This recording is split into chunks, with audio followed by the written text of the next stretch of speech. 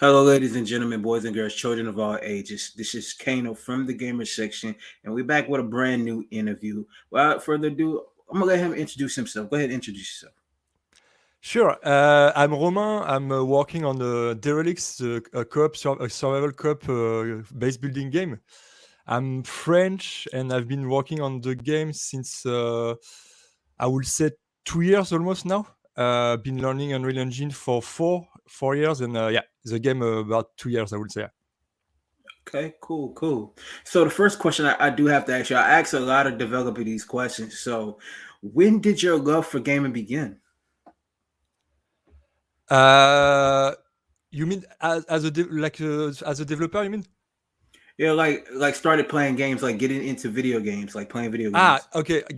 As a player, so yeah, I would say about 8 years when I was 8 years old. I would say because my dad got me a PS1 at the time, Mm-hmm. and it was like the time where it was Nintendo 64 versus PS1 era, and yeah, he got me a PS1, so I started to play games like Tomb Raider 2, Crash Bandicoot 2.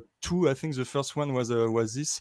Yeah, Mm-hmm. and from this time, yeah, I got into video game. It became one of my main hobby, like real passion. And yeah, I'm playing. I'm a big player. I play a lot every day when I'm not developing the game. So yeah, I'm still up to date in terms of gaming. And yeah, so I would say yeah, it was when I was 8 years old or 7 years old, something like this. Yeah, that's dope. That's dope. PlayStation One. That's classic. So, with developing games and stuff like that, like what made you get into the cycle of starting to develop your own type of games? Uh, it's when I was younger, like a teenager, I was already working on some on an engine called Hammer. It's the engine that Valve used for Half-Life One, and later on, I think it's also the one that they use for Source, Hmm. that they use for Half-Life Two, and it's not an engine, it's more like a software, and I was already making some map level design and everything back then. But the real work of developer really started as like 4 years ago. Like I said, I started seeing that some people were making games on their own or with really Right. small teams, and I was wondering how come they can do this. It seems really not easy, but it seems quite accessible, for anybody to do. So I started to look at Unity and Unreal Engine, the two engines that are free on the market right now. Hmm. And I tried both, and I really liked Unreal Engines, and I kept prototyping in it, making small projects. I started in the beginning with a small co-op game, but I changed my mind. I went with a small horror game, and then I ended up on Derelicts, on the survival game, because it's really what I love in gaming. Is my most loved genre is survival. So yeah, I started as a bit like trying things, prototyping, and I really liked it, and I kept going basically. Yeah. Okay, that's dope. That's dope. So let me ask you this: like with the studio, like, are you solo developing this by yourself, or you actually have a team? Like, the main question is like, what is the idea behind forming this studio to create this upcoming game?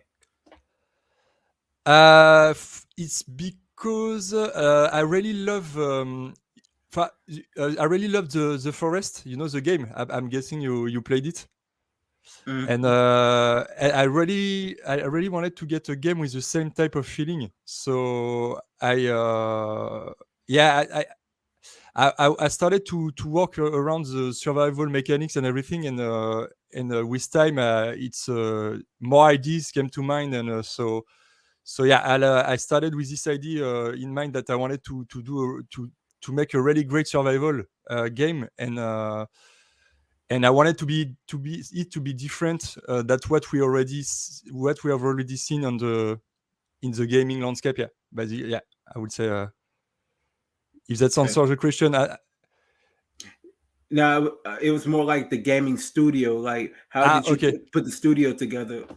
The studio. Okay, sorry. It's not really a studio, but I'm solo, so I'm just basically launching the soft in the morning and working. But there is no, I didn't do a real studio or anything. I'm just on my own, so yeah, there is no like not like official studio with my name on it. I'm just working from my place, and I would say, yeah. I'm telling you, when people get behind this game, a team going to be assembled very, very soon. So let me ask you this. This is about this game, Derelict. What is the concept of putting like behind putting this game together? Like, what is the setting? Where does the game take place? The game takes place on Earth, so you are coming back to Earth with a team. In fact, you are coming back to Earth. There is a mothership coming back to Earth, and you have and you and your team are in small shuttles, space shuttles, and you Mm-hmm. crash on Earth. So everybody crashes on Earth, and you are starting the adventure from this point. So and the scenario is a bit uh, like when I'm telling the story to people, they tell me that it really look like the story in The 100. I don't know if you know the TV Mm-hmm. series. Yeah, because in fact, you like the how can I say? Humans, we want to. They left Earth because it was there is a wave of radiation that is taking place on Earth. So Mm-hmm. they all left Earth with spaceships, and they want to live on space stations. And at this point, you are coming back to Earth to actually try to find the origin, like the how can I say, the what triggered basically this radiation wave. And it's because they left also a team on Earth that was trying to find the origin, and yeah. And at this point, you are coming back to help them find the reason why, and try to save Earth basically. Yeah. Okay. Very, very interesting. So within this game, you said earlier that you're using the Unreal Engine for this actual game. So what was the idea behind putting this engine in particular with this upcoming game right here? You mean the Unreal Engine in particular? Yeah, yes, sir. I'm talking about like you're using the Unreal Engine for this upcoming title that you're working on right now. Like, what what's the idea? Like, what inspires you to use this engine out of every other engine in the in the gaming culture? Okay, it's because I tried only Unity and Unreal Engine. I think there are more engines, but these two ones are the best for 3D. Like to make 3D games. Mm-hmm. So I tried both Unity and Unreal Engine, and I don't know. I preferred Unity was a bit too lacking some features that you needed to pay or to buy, and Unreal Mm-hmm. Engine, it was actually coming out of the box with a lot of parameters and options that were more interesting for me. And also, with Fortnite, Epic Games, the company who is actually maintaining Unreal Engine, they poured a lot of money in the engine and made it really better during the past years, like the past 4 or 5 years. Uh, Mainly thanks to Fortnite, because Fortnite is on Unreal Engine, and they develop a lot of technologies and new things thanks to this game. So yeah, I think I prefer Unreal Engine as well because it's from a big company, and I know they will actually update the engine and make great technologies. For example, Unreal Engine 5, there are two new technologies that are really awesome called Mm-hmm. Nanite and Lumen. I don't know if you have heard of these ones, but yeah, they are kind of revolutionary in terms of gaming technologies, video game technologies. So yeah, that's mainly why I prefer the Unreal Engine. Yeah. Okay, that sounds understandable. I definitely feel you on that. So let's go back and talk about the game, right? So what types of customization as far as the survival game that are going to be implemented into this game? So there is like an electricity system where you Mm-hmm. have to generate power and feed it to your buildings. Like for example, you have like a water wheel. wind turbines, solar panels, things like this Mm-hmm. to make electricity, to get electricity and send it to your, for example, your sawmills or things that will need actually power to be power up. And there is also a system of how can I call it? A system of conveyors. I've seen, maybe I've seen this in the trailer. You know, with the logs, you drop the wood, the tree logs in the water gutters. I call them water gutters because they're like wooden gutters. And the logs go to the sawmills on their own, with driven by the water, you know, by the water flow. Mm-hmm. This is one. This one was is mostly the best system. I think it's what really makes the game different from other of survival games. Is because I never saw this in any game, and I probably use also this system to make you know, like track, like minecart track system. You know, where you are laying down the tracks for a minecart or something to push around. Yeah, And yeah. yeah, to I don't know, to transport like rocks or other resources. So yeah, and so you have a pipe system as well, where you have to feed the water to the gutters with pipes, pipes or hoses, and uh, what else? So you can also store the water in a water tower, and Mm-hmm. because sometimes, you know, you will have the river will freeze, and so it will stop, for example, your water wheels. Mm-hmm. It will stop your pumps that are pumping the water into, for example, from the river. So you will need to actually store some water so you can still you know, use your system even when there are like weather changes and things like this. My goal is actually to force the players to be prepared for any situation, you know, and like you have to prepare in advance and forecast what will happen, and try to adapt in depending on what will happen. You know, for example, if before the river will freeze, you will see the weather will change, like it will snow, your temperature will drop, and so you know that's like, so winter is will come, and yeah, so that kind of Right, right. system. Yeah. Okay, so let me ask you this, okay? So with the environments around the survival game, will it have any like dynamic weather changes when you're going through the forest and stuff like that? Yes, there will be, so mainly winter and so snow, basically snow cycles. Like where you have, sometimes you have snow everywhere, and you have to adapt. And also there will be like thunderstorms, blizzards. Mm-hmm. I would like also to add, you know, like it's not really weather change, but it's like debris falling from the sky, like from the motherships. So some debris are still up there, you know, and they are like, sometimes you have like debris rains, or big debris like meteorites, kind of meteorites, but they are debris, and Right. you have to be careful and actually go, I don't know, into caves or protect your base from this yeah, from this falling debris. And if I do several biomes, I would like to have several biomes like desert and underwater biomes as well.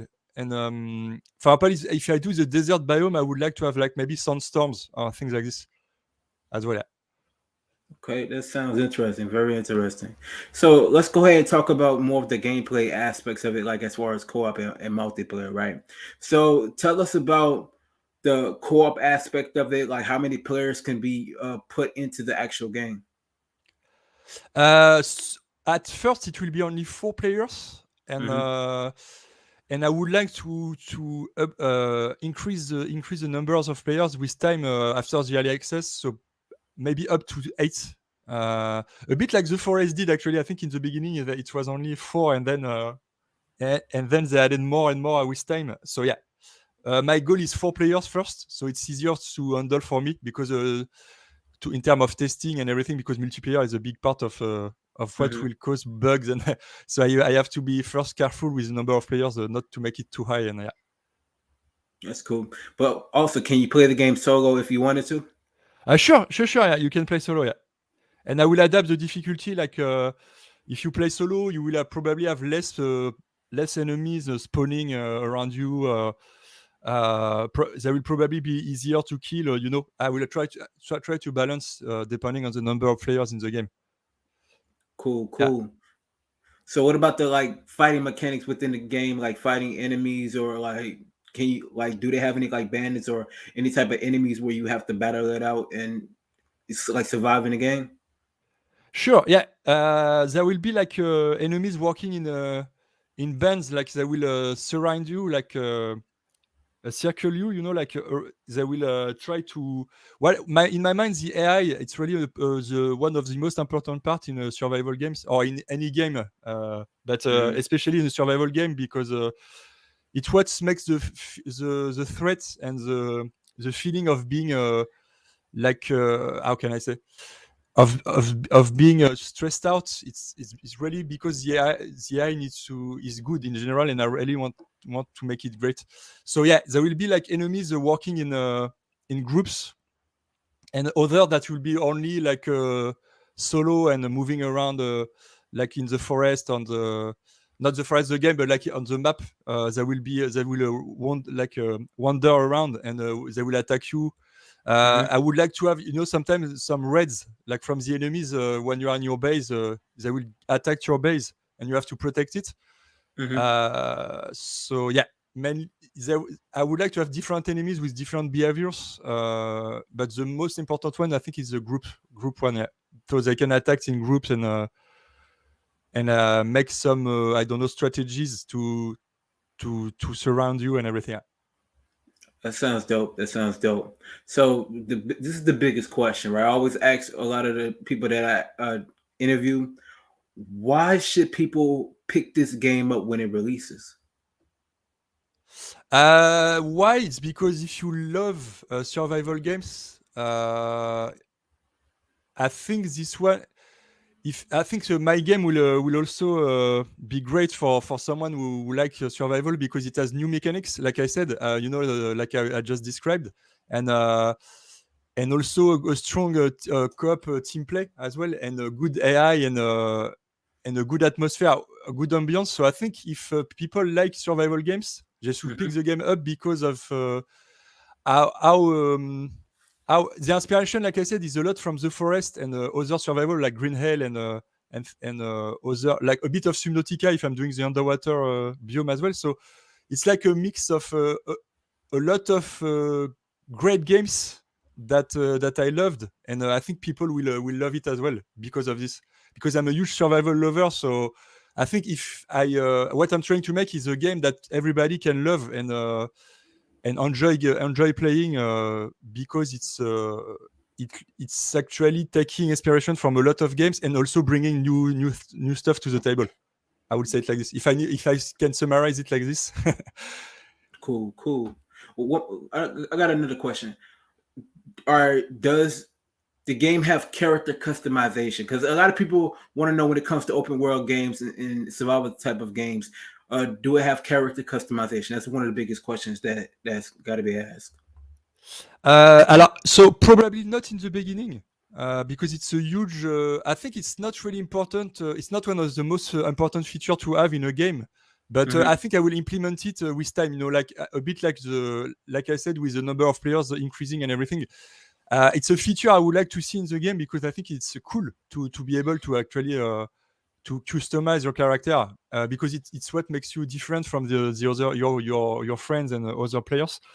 But it will probably come later on because it's a FPS, so it's not really important how you look, how you look, how you look. Sorry, how you look, and because you cannot actually see your character, so others can see it, but it's not really the most important feature to have in the beginning. I think. Let's say I will focus more on more important things, and once I took care of these things, I will probably add for sure a character customizer. I think it would be a great to have in the game. Okay, that's cool. That's cool. So, when will this game actually be released? My goal, my target date is beginning of 2023 for the early access.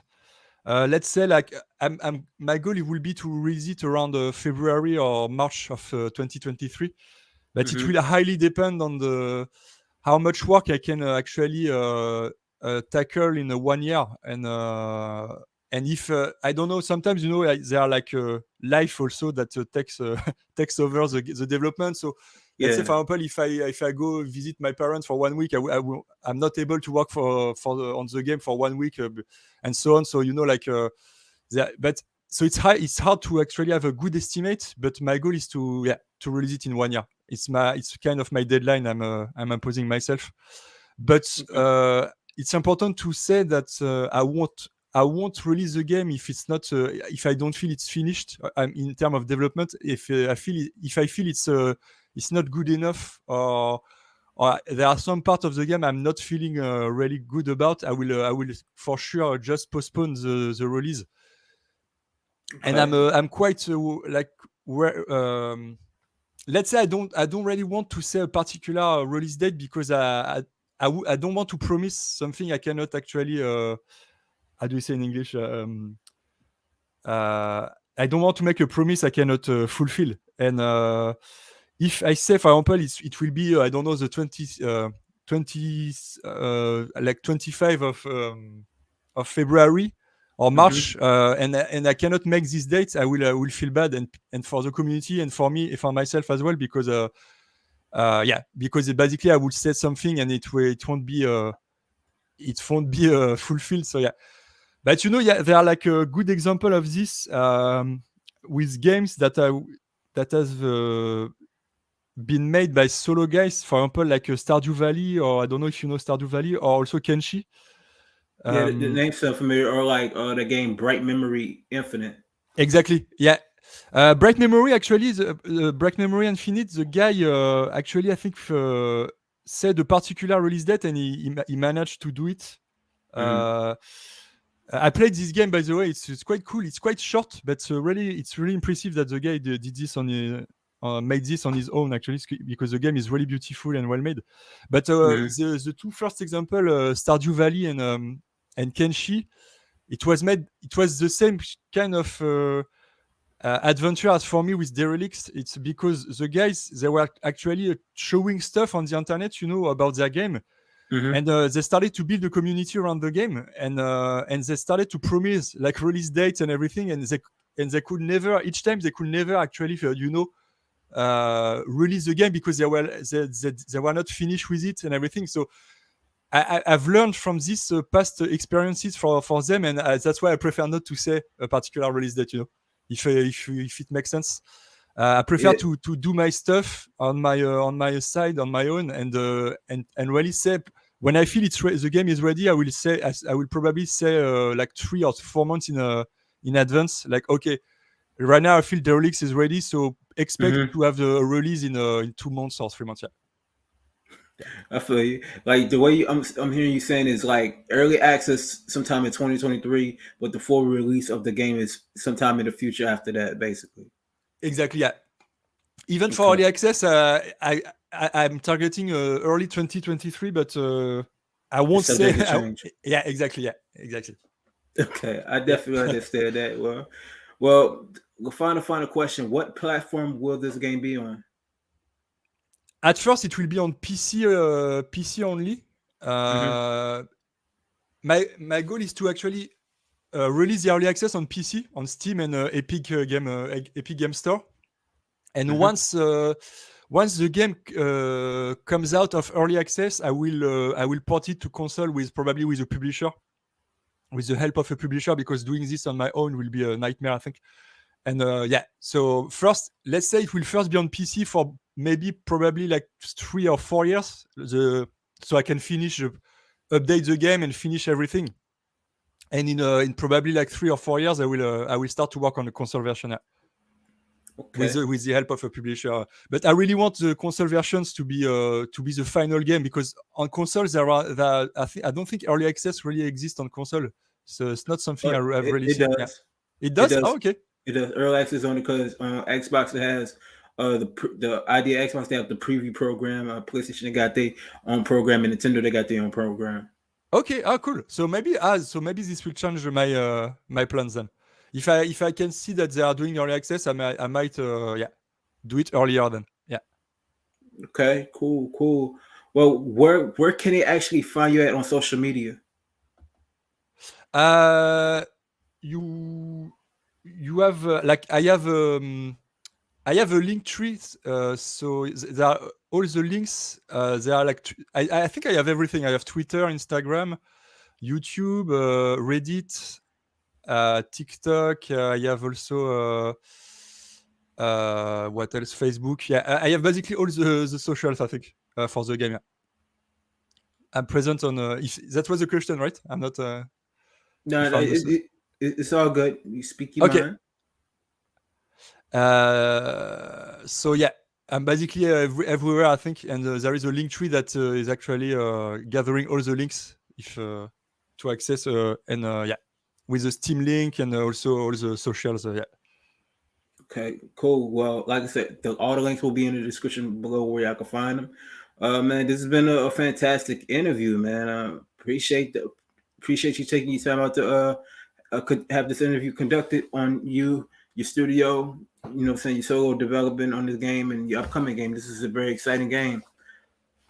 Yeah, thanks. Many thanks to you as well. It was really nice. It was always a pleasure to talk about the game with people that are passionate for survival games and everything. So yeah, a big thanks to you as well because it's really cool to invite me and yeah. No problem. Well, there you have it, folks. This is your boy Kano, the Brutal Gunners Gamer from the Gamer section. And this has been another interview. Make sure you like, share, comment, subscribe, hit the notification bell for when we drop videos. And also, y'all make sure y'all go check this game out. Derelicts. It's actually a dope game. And when it's released, it's very soon, like early access, hopefully 2023. Y'all gonna enjoy it. This is a survival open world aspect game. So with the co-op and multiplayer. So yeah, definitely check it out. So I'm gonna leave it on that note. We out. Peace.